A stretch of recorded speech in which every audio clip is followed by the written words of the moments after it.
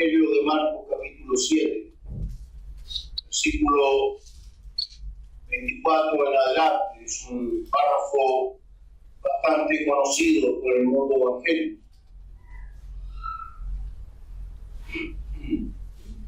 ¿Lo tiene ya? Marcos 7:24. Puede decir aleluya. Aleluya. Levantándose de allí, se fue a la región de Tiro, de Sidón, y entrando en una casa, no quiso que nadie lo supiese, pero no pudo esconderse. Porque una mujer cuya hija tenía un espíritu inmundo, luego que oyó de él, vino y se postró a sus pies. La mujer era griega y sirofenicia de nación, y le rogaba que echase fuera de su hija el demonio. Pero Jesús le dijo: deja primero que se sacien los hijos, porque no está bien tomar el pan de los hijos y echarlo a los perrillos. Respondió él y dijo: sí, Señor, pero aún los perrillos debajo de la mesa comen de la migaja de los hijos. Entonces le dijo: por esta palabra el demonio ha salido de tu hija. Y cuando llegó ella a su casa, halló que el demonio había salido y a la hija acostada en la cama. Señor, te damos gracias por esta tu palabra. Como cada ocasión, Señor, en que tenemos que compartirla, yo te ruego, Señor, el auxilio de tu Espíritu Santo. La gracia, Señor, de tu Espíritu, la gracia divina, Señor, para compartir esta palabra. Permite, Señor, que esta tarde, por medio de esta palabra, Señor, nuestra vida sea edificada, nuestra vida sea bendecida, Señor. Que los que nos hemos dado cita en esta sala, Señor, podamos ser bendecidos, Señor, interiormente por esta palabra. Que más que una reacción, Señor, podamos llevarnos con nosotros, Señor, la enseñanza de esta palabra a nuestra vida, a nuestro hogar, a nuestra cotidianidad, Señor, y esto nos dé seguridad acerca de nuestra fe. Gracias por cada persona que hoy está aquí, Señor. Amén. Bendíceles por medio de tu Espíritu Santo. Amén. Me atrevería a decir que este es uno de los pasajes más usados por quienes de alguna manera han tratado de explicar o generar un ambiente en el que la gente pueda obtener un milagro. La verdad es que son infinitos los sermones de personas que han hablado acerca de esto, de esta palabra, tratando de impulsar a la gente, tratando de animar a la gente a sentir una especie de fe sobrenatural para alcanzar algún beneficio. Yo quisiera esta tarde invitarles a reflexionar en esta palabra. ¿Qué es lo que realmente significa? ¿Qué es lo que Marcos realmente trató de decir? Quisiera comenzar explicándole que uno de los grandes problemas que tiene la gente y el mundo evangélico en particular es que siempre se acerca al texto desde una manera casi mágica. Lamentablemente el mundo evangélico ha sido afectado por una interpretación romántica de la Escritura. Y eso ha generado mucho daño. El pensamiento mágico está presente en el ser humano desde siempre. La verdad es que todos los estudios antropológicos, todos los estudios acerca del ser humano demuestran que esta idea mágica, esta idea de cazar a Dios o al cosmos y sus efectos ha existido desde siempre en el ser humano. Ya un poeta griego, Hesiodo, en el siglo VIII a.C., habla y escribe acerca del fuego robado por Zeus. La idea de que el hombre tiene la capacidad de robarle el fuego a Zeus, que es un mito, el mito de Prometeo. Y de esa manera el hombre a través del fuego logra evolucionar y crecer y cazar a Dios y obligarlo a que este Dios haga la voluntad del hombre. Y ese pensamiento mágico está presente en todas las religiones. Y lamentablemente también a veces ha afectado la mente del mundo evangélico. Y un acercamiento equivocado a este texto, hermano, ha generado muchas veces que se cree en la mente de las personas una expectativa equivocada. Generalmente este pasaje, hermanos, ha sido usado para hablar de milagros. Generalmente este pasaje ha sido usado para decirle a la gente cosas que el pasaje no dice. Tuve la osadía de rescatar algunas frases de algunos sermones que estuve analizando acerca de este pasaje. Algunos de ellos, por ejemplo, algunos predicadores, usando este mismo pasaje, han dicho cosas como: usted no está llamado a comer migajas, sino pan. Busque su milagro. ¿Ha escuchado eso? Usted no es un perro para comer debajo de la mesa. Usted es un hijo, está llamado al éxito. Basado en este mismo pasaje. Usted no fue elegido para mendigar sobras. Usted es dueño de las promesas de Dios. Todo lo que quiera es suyo. Todo lo que pise la planta de sus pies es suyo. Todo eso es pensamiento mágico. Todo eso es una idea filosófica de querer casar a Dios, de querer comprometer a Dios para que Dios haga algo. Entonces, ¿qué es lo que realmente Marcos nos quiere decir al contarnos este milagro? ¿Por qué está este milagro aquí? Lo peor viene cuando estos predicadores, hermanos, que alimentan este pensamiento mágico, se dan cuenta que al final de su sermón no ocurre nada, no hay ningún milagro, no pasa nada con nadie. Entonces, hermanos, vienen las otras frases que son peores todavía. Ustedes no tuvieron fe suficiente. ¿Ha escuchado eso? Eso es peor. Oiga, pastor, ¿sabe qué? ¿Por qué no sanó? Porque trajimos una persona y no sanó. Es que a lo mejor no tuvo fe. Y empezamos con estas cuestiones medias raras, hermano. ¿Ah? Usted no creyó en la palabra predicada. Típico, porque al final terminamos nosotros culpables, hermanos, de que no pase nada.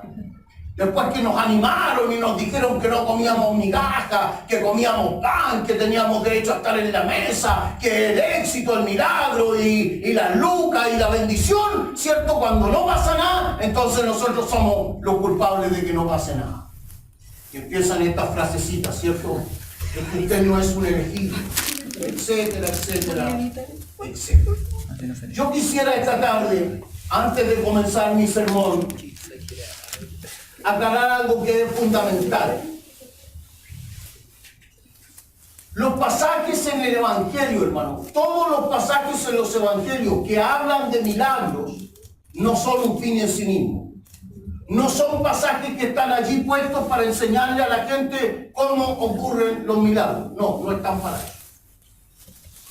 Los pasajes que hablan de milagros en los Evangelios son pasajes que están puestos allí única y exclusivamente para ilustrar o enseñar algo acerca de Jesús, pero no para enseñar cómo ocurren los milagros.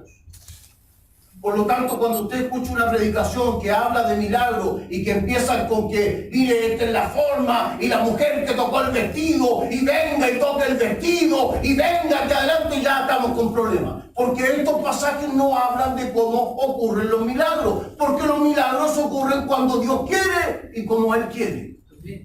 Así que estos pasajes, hermanos, no son mágicos.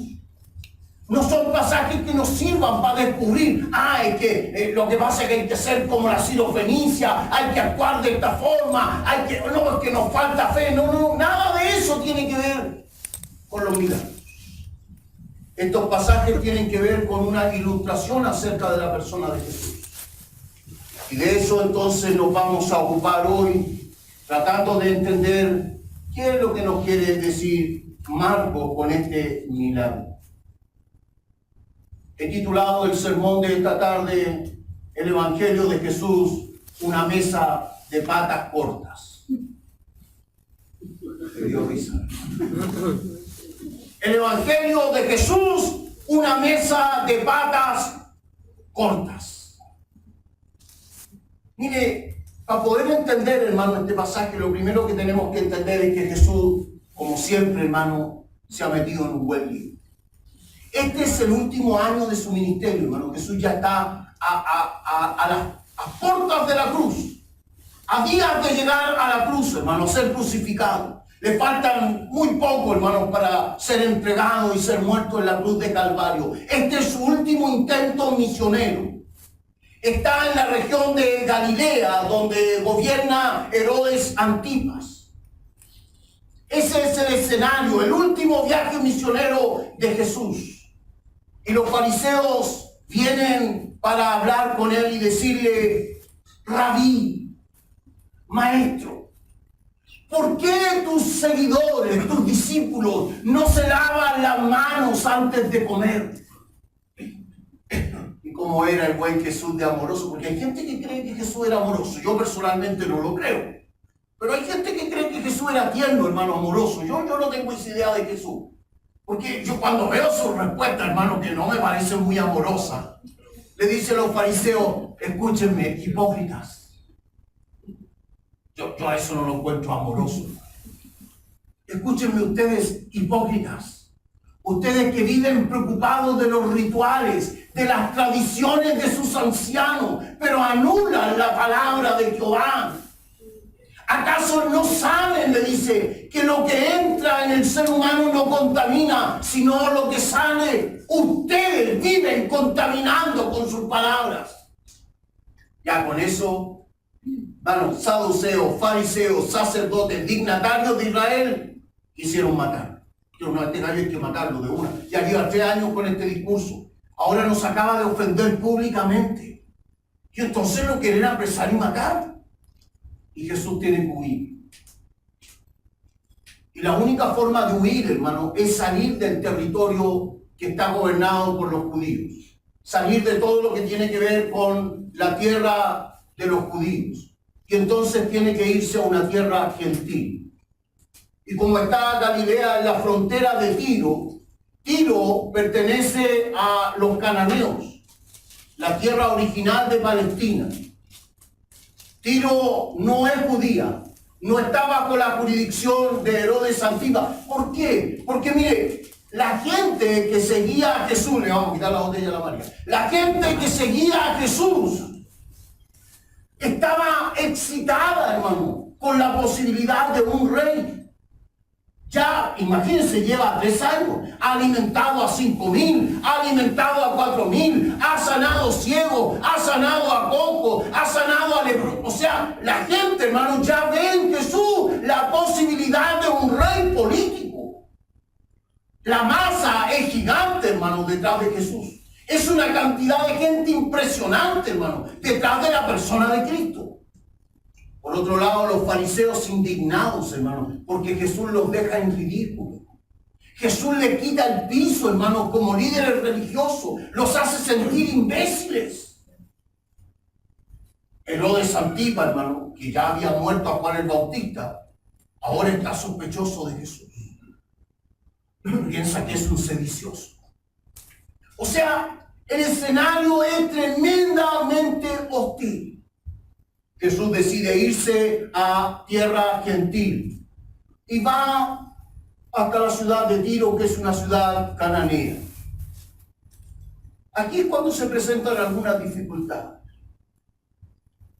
Primero porque los cananeos, hermanos, para un judío eran considerados goy, perros.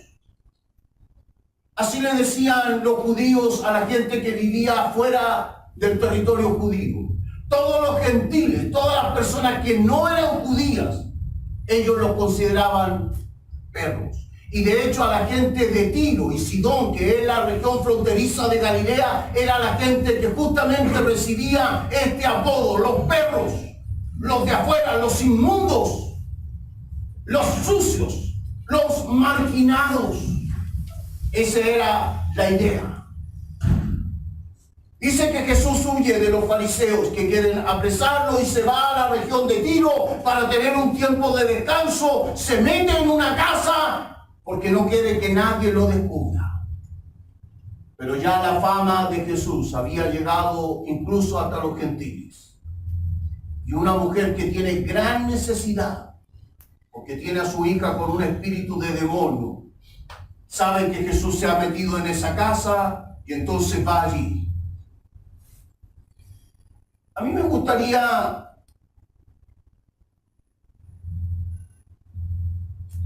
que pudiéramos darnos cuenta de algunos detalles que hay en el pasaje. La mujer, dice el relato, era griega, de cultura. Lo más probable es que esta mujer fuera una mujer pagana, idolátrica, una persona que tuviera cultos idolátricos, porque destaca el pasaje que era griega de cultura. Pero era de nacionalidad sirofenicia, es decir, era natural de los cananeos. O sea, era una goya, era una perra, una inmunda, una persona que no tenía derecho a acercarse siquiera a la religión judía. Y dice el relato que esta mujer vino para hablar con Jesús. Y es importante estos detalles, hermanos, porque son estos detalles los que nos permiten entender el pasaje, realmente lo que Marcos está tratando de decir. Hay dos palabras aquí que lamentablemente creo que la traducción en español no ha rescatado muy bien del pasaje. Y le ha dado una connotación un poco religiosa. Dice que la mujer se postró delante de Jesús. Eso dice, ¿cierto?, el verso 25. Y la idea de postrarse es una idea religiosa, hermano. Es la idea de, incluso algunas versiones modernas como Dios habla hoy, NBI y otras versiones, Biblia en Jerusalén y otros textos, digamos, críticos, dicen se arrodilló. Pero la verdad, hermano, es que el verbo usado aquí, que es prosepese, ese verbo, hermano, tiene que ver no con arrodillarse, no con postrarse, no con adorar. Eso tiene que ver con alguien que se tira, hermano. Que se tira, que se arroja al suelo, que se cae. Que es tanto el impulso que trae, es tanta la pasión o es tanta la profundidad de su problema, que cuando está frente a Jesús no es que se arrodille para adorarlo, se derrama delante de Jesús, se tira, cae a los pies de Jesús. Esa es la idea del verbo aquí. Esta mujer cayó a los pies de Jesús. Y cuando dice que le rogaba, no es la idea de rogar en el sentido que hacemos nosotros, de tener tiempos de oraciones. No, lo que esta mujer hace es aferrarse a Jesús. Y es pedirle con tanta pasión, con tanto ímpetu, con tanto deseo. Es casi como, mira, yo no te voy a soltar si tú no me ayudas. Esa es la idea, esa es la figura. Imagínense una mujer que está considerada para un judío como alguien despreciable, como alguien sucio, alguien que recibe el calificativo de perro, de inmundo. Esa es la persona que está frente a Jesús. Entonces, Jesús decide establecer un diálogo con la mujer sirofenicia. Vea el verso 27, por favor.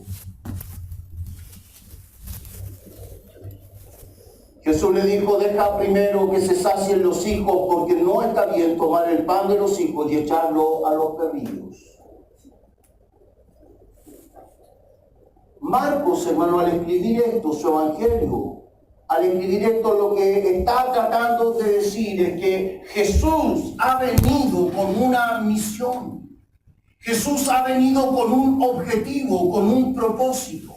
¿Y cuál era el propósito de la manifestación de Jesús? Salvar a la casa de Israel. El propósito, y esto es muy importante entenderlo, hermano, el plan original y lo que se esperaba en el plan de Dios era que Israel se arrepintiera, que los judíos creyeran, que los judíos reconocieran a Jesús como el Mesías. Pero ¿qué es lo que hace Israel? Lo rechaza. Lo que hace Israel es no aceptarlo, no creer en Jesús como Mesías, no verlo como la posibilidad de salvación, no lo reciben. Juan lo dice en su evangelio, a los suyos vino y los suyos no le recibieron. Entonces, lo primero que necesitamos entender es que cuando Jesús le dice a la mujer, mira, deja primero que los hijos se sacien, porque no está bien dar el pan de los hijos a los perrillos. Lo que está diciendo es que todas las promesas del reino de Dios primeramente tenían que llegar a Israel. Eran los judíos los que eran dueños de todas las promesas de salvación. Ese era el plan original de Dios. El propio Jesús lo dijo, yo vine a los perdidos de la casa de Israel. Pero quiero que vea, por favor, la carta a los Romanos, capítulo 11, verso 25. Un gran misterio de Dios.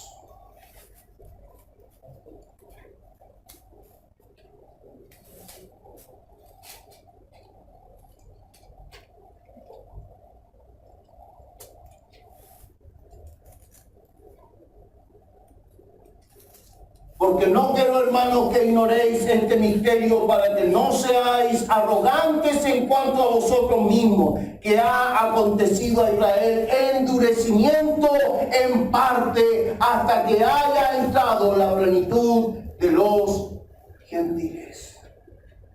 ¿Qué es lo que ha ocurrido? Lo que ha ocurrido es que en el plan de Dios había un misterio. Y eso es lo que Marcos está tratando de decir. Y por eso a veces estos pasajes se vuelven tan complejos. Porque si no los entendemos en su contexto bíblico completo, en su contexto teológico general, no entendemos los pasajes. Este encuentro de Jesús con la mujer gentil es una señal de que Dios tiene un misterio que va más allá de Israel. Dios se ha encargado de que el corazón de los judíos se endurezca, para que entonces para los gentiles, para los que no tenían derecho, la salvación se convierta en gracia de Dios. Y lo dice Pablo, Dios tiene un misterio. Y ese misterio es que el evangelio no solo era para los judíos, el evangelio de la salvación también era para los gentiles, pero tenía que llegar a través de Israel. Y Israel iba a rechazar al Mesías, y entonces el Mesías se iba a volver a los que no tenían derecho ni privilegios. Lo que Marcos está diciendo en este pasaje de su evangelio es que ha llegado el momento en que Jesús se ha vuelto a esos que no tienen derecho a la salvación. Aleluya. Mire, hay un detalle gramatical interesante en las palabras de Marcos. Afes proton, deja primero. Jesús no le está diciendo a la mujer, mira, tú no tienes derecho, tú no puedes comer. No, le está diciendo, deja primero que se sacien los hijos. ¿Quiénes serán los hijos? Israel. Israel eran los hijos. Deja primero que se sacien. O sea, mira, si también va a haber pan para ti, pero se lo dice en forma encubierta. No puede abiertamente. Jesús todavía no ha llegado a la cruz. Todavía no ha sido crucificado. No puede decir abiertamente que la salvación sería para todos. Esto está encubierto. Esto está en clave. Y la mujer sirofenicia, que era tremendamente inteligente, hermano, porque la respuesta de esta mujer es tremendamente aguda, tremendamente inteligente, hermano. Esta mujer es tremendamente sagaz con su respuesta. Mire la forma en que responde la mujer.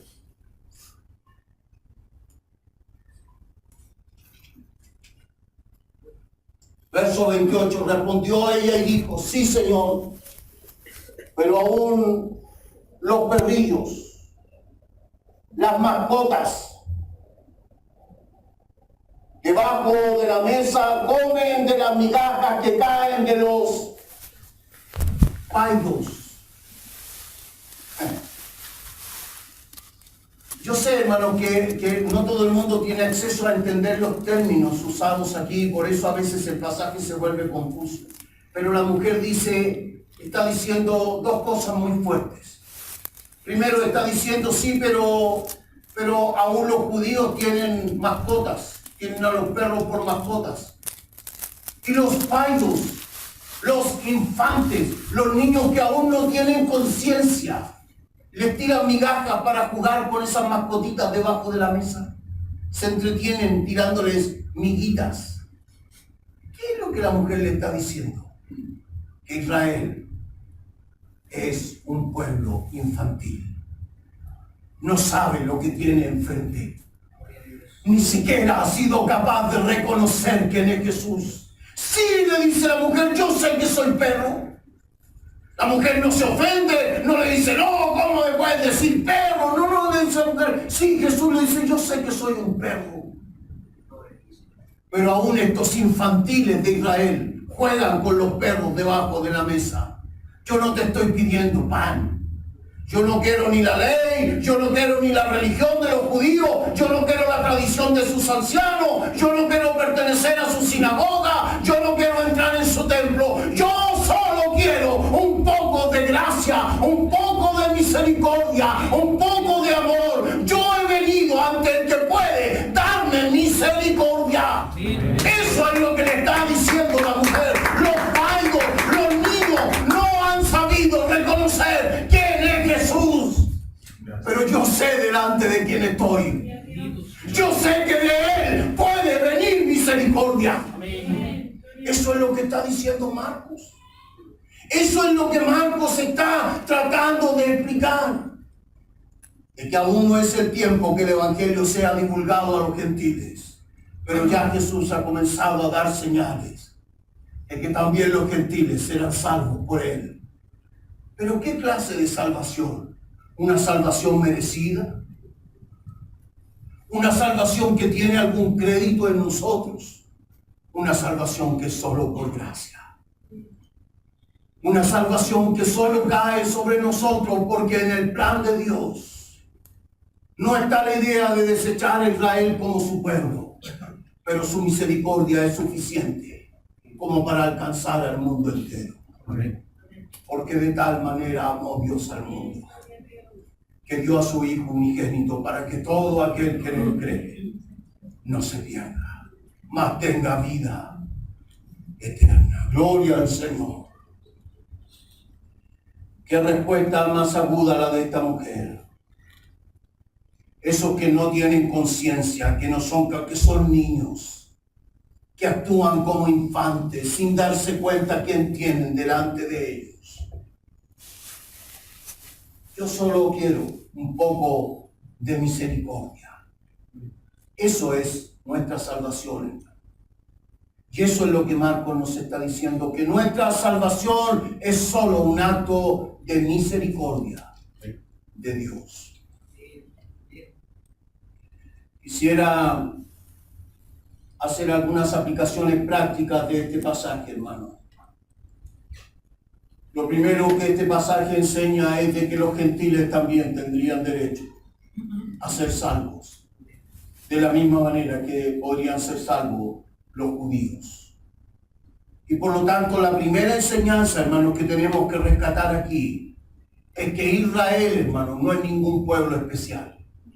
Y esa es una cuestión, hermano, que se ha metido tan fuerte en el mundo evangélico. La idea, hermanos, de que el pueblo de Israel es el pueblo especial de Dios, eso no lo dice la Biblia.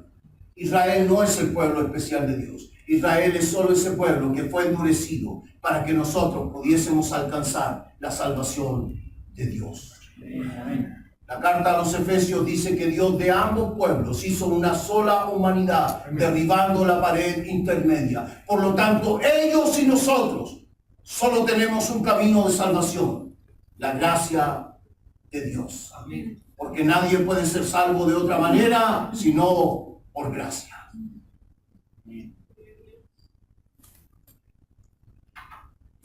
La segunda aplicación que quisiera compartir con ustedes. Este pasaje no habla de cuál sería la fórmula mágica para que alguien pueda conseguir algún milagro o un beneficio personal, sino que habla de que en Jesucristo siempre habrá una oportunidad para aquellos que se sienten marginados, para aquellos que se sienten despreciados, para aquellos que se sienten inmundos, para aquellos que se sienten alejados, para aquellos que se sienten que no tienen derecho. Para ellos siempre en Jesucristo habrá una oportunidad. Entonces, hermanos, les voy a decir otra segunda verdad. No tiene sentido salir a la calle, hermano, hacer una marcha para Jesús y andar con pancartas, hermano, que digan no a la igualdad de género, no a la homosexualidad, no a esto, no a lo otro, no aquí, no allá. Hermano, eso es estupidez. Amén. La iglesia no está para eso, hermano. Eso es salir a la calle, hermano, a ofender a la gente. Eso es salir a ofender a las personas. Mire este relato, hermano. La mujer sirofenicia era una goy, era una perra, no tenía derecho. Pero mire cómo la trata Jesús. Mujer, deja primero que coman esto, pero tú también tendrás derecho a comer del pan que comen los hijos de Israel. En Jesús no hay exclusión, en Jesús no hay separación, en Jesús no hay marginación, en Jesús siempre va a haber inclusión. Amén. En Jesús siempre va a haber perdón, misericordia para todo aquel que viene delante de Él, que cae a sus pies rendido pidiendo de Él misericordia. Amén. La iglesia no tiene derecho a juzgar, la iglesia no tiene derecho a condenar. Ese mensaje no va a atraer a nadie. Ese mensaje solo va a provocar resentimiento, dolor, amargura y decepción. Pero si hay un mensaje que puede salvar, es ese que dice: porque de tal manera amó Dios al mundo sin excepción, que dio a su Hijo unigénito, para que todo aquel que en Él cree no se pierda. Era una mujer sin derechos, era una mujer sin privilegios, era una marginal, era lo peor que se podía esperar. Pero Jesús tuvo para ella misericordia. Aleluya. Lo tercero que quisiera destacar es que este pasaje debe ser entendido en su contexto. Eso nos remite necesariamente a entender que lo que Marcos está tratando de enseñar con estos episodios en su evangelio es que para Jesucristo lo puro o impuro no tiene relación con lo moral establecido por la religión o por las tradiciones humanas. Este pasaje del milagro, hermano, está insertado en un contexto más amplio donde Jesús está discutiendo con los fariseos acerca de lo que es puro y impuro. Y en ese contexto está Marcos usando la forma en que Jesús recibe a la mujer gentil para demostrar de que lo puro no tiene que ver con lo moral humano, ni con las tradiciones. No tiene que ver, hermano, con las reglas que nuestra religión puede poner. No tiene que ver con cuántos manuales de conducta puede escribir alguna iglesia. Tiene que ver con lo que dice la Biblia. Misericordia quiero y no sacrificio. Y eso no solo lo dijo el profeta Oseas. También lo dijo Jesús cuando quiso salvar a Leví, el gentil, el publicano, el cobrador de impuestos. ¿Se acuerda de ese pasaje? Cuando la gente comenzó a decir: ¿y cómo es posible que Jesús entre en la casa de Mateo, del publicano, del ladrón? Y entonces Jesús vino y dijo: yo no vine a los sanos de la casa de Israel, sino a los enfermos.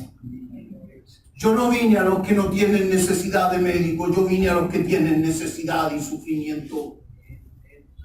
Misericordia quiero, no sacrificio, ha dicho Jehová.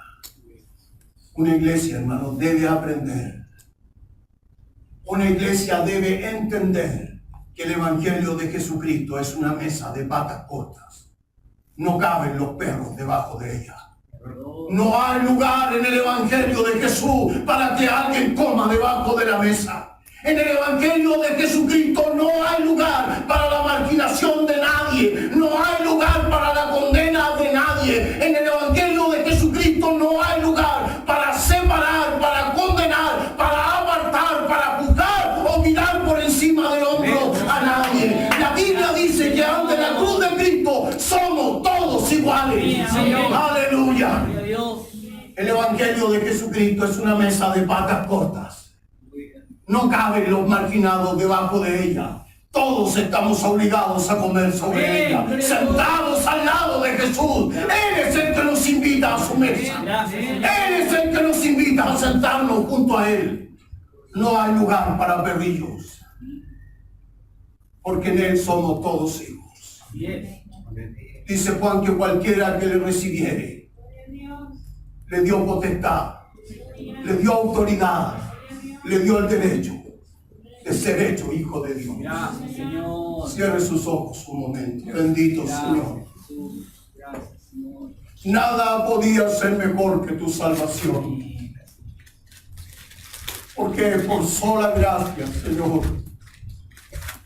ha sido solo tu misericordia, Señor. No hay mérito en nosotros. Gracias, Señor. No hay privilegios en ninguno de nosotros, Señor. Nadie está más cerca de ti. Amén. Todos nosotros, Señor, hemos sido hechos cercanos.